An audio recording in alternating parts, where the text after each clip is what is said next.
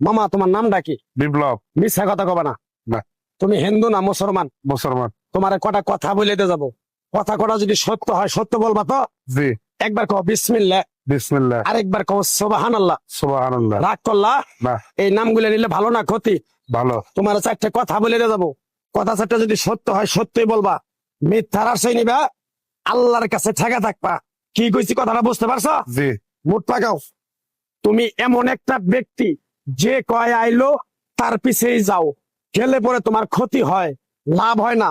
কথাটা ঠিক না বে ঠিক? ঠিক। রাগ করলা?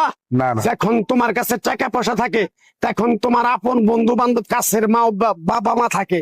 যখন তোমার কাছে টাকা পয়সা থাকে না, তোমার আত্মীয় স্বজন কোনো বন্ধু বান্ধব তোমার কাছে থাকে না। কথাটা ঠিক না বে ঠিক?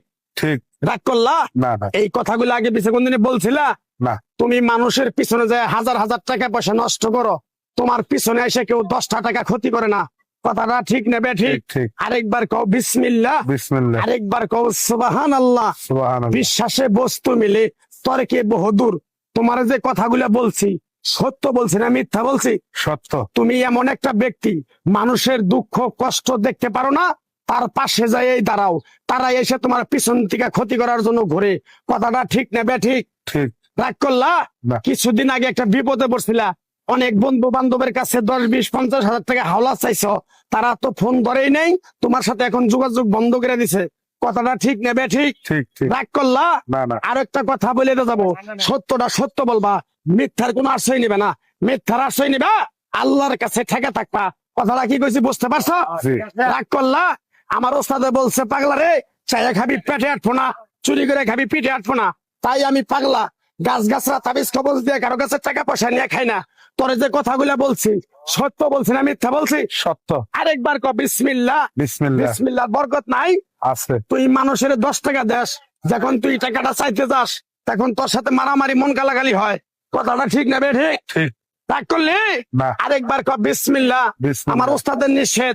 এই পাগলা, তুই আমার সাথে 28 বছর ইন্ডিয়ায় থাকলি, তুই বাংলাদেশে চলে যাবি, তোরে এক টুকরা গাছ দিয়ে যাই, এই গাছটা 10টা জায়গায় বিলিয়ে দিবি, তোর জনের উপকার হলে তোর জন্য আমার জন্য দোয়া করব। তাই আমি আমার ওস্তাদের কথা মান্য করা, তোর কপাল নসিব ভালো, তোরে আমি এক টুকরা গাছ দিয়ে যাবো, গাছটা নিতে পারবি?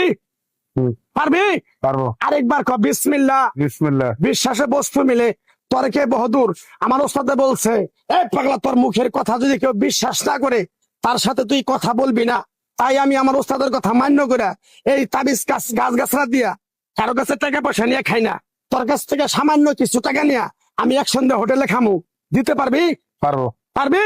পারবো। হাইট লাগবো না, তোর মনটা খুবই বড়। কেউ 50 টাকা চাইলে তার 5,000 টাকা দিয়ে দেস।